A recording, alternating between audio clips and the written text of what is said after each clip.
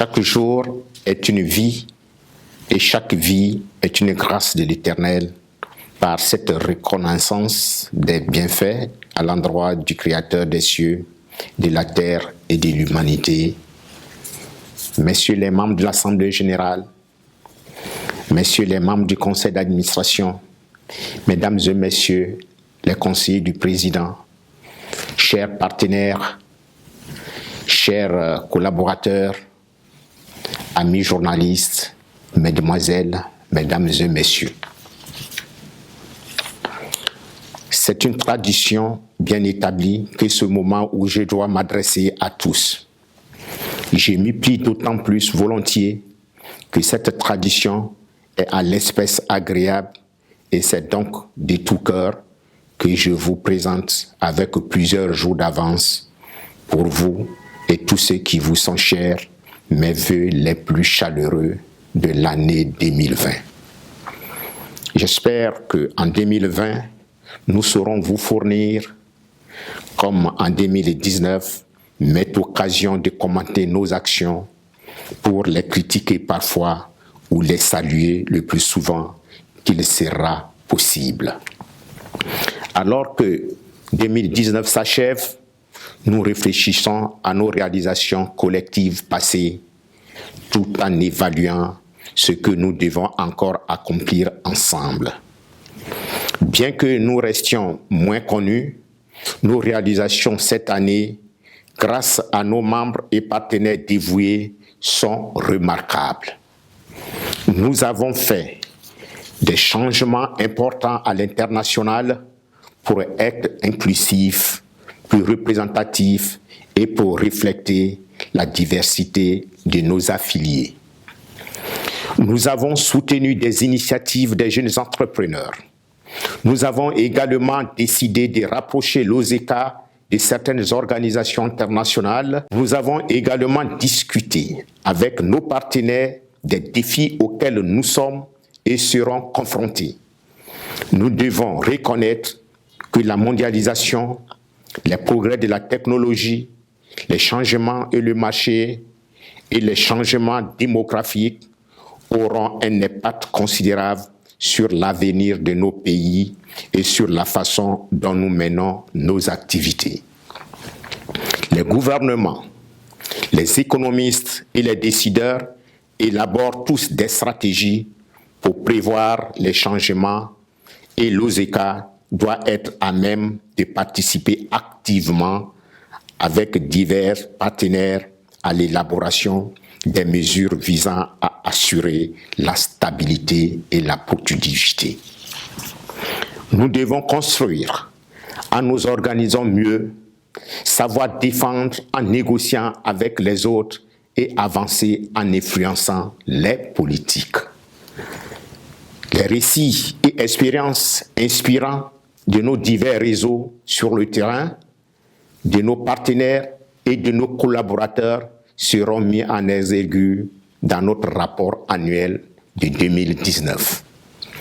Avec des partenaires représentant les entreprises et les organisations patronales, le secteur privé, les gouvernements et les organisations internationales, nous continuerons de travailler ensemble. Nous ne pourrons qu'être fiers de nos succès collectifs que nous obtiendrons grâce à une voix unie représentant les souteneurs de la compétitivité et la sécurité économique des pays africains. L'année 2019 a été particulièrement intéressante car elle marque la 15e année de l'existence de ce qui était alors appelé Organisation africaine de l'intelligence économique, OAIE, devenue aujourd'hui Organisation pour la sécurité économique et la compétitivité de l'Afrique, OSECA. Cette année, nous avons lancé des projets et actions dont certains sont encore en cours et sommes certains que les mois à venir promettent un avenir radieux pour notre organisation. Que ce soit au Togo, au Bénin, au Cameroun, en Centrafrique ou au Tchad, des relations sont en train d'être nouées à un haut niveau et des actions entreprises au profit de l'investissement direct étranger dans ces pays et au profit des porteurs des projets, sans oublier les actions de formation dont le calendrier sera mis en place et effectif dès janvier 2020.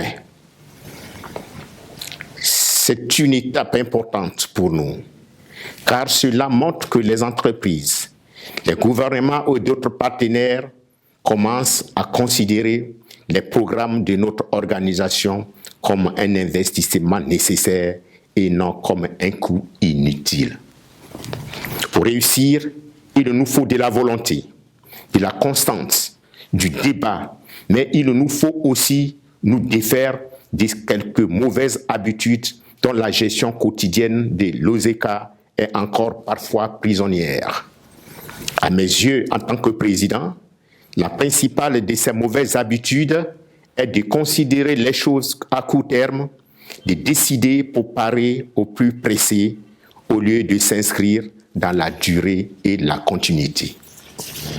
En 2020, la tenue effective du grand forum des investisseurs que nous préparons est notre priorité. Nous avons également entamé des discussions afin de soutenir le Bénin à travers l'organisation des Assises nationales de la compétitivité. Un document d'orientation sera mis à la disposition de certains gouvernements sur la vision de l'OSECA en matière de recherche de financement pour les projets d'investissement sera lui aussi disponible. À travers cela, nous réunirons nos réseaux et des sociétés membres, organisations internationales. Ils nous aideront à organiser le contenu et les activités.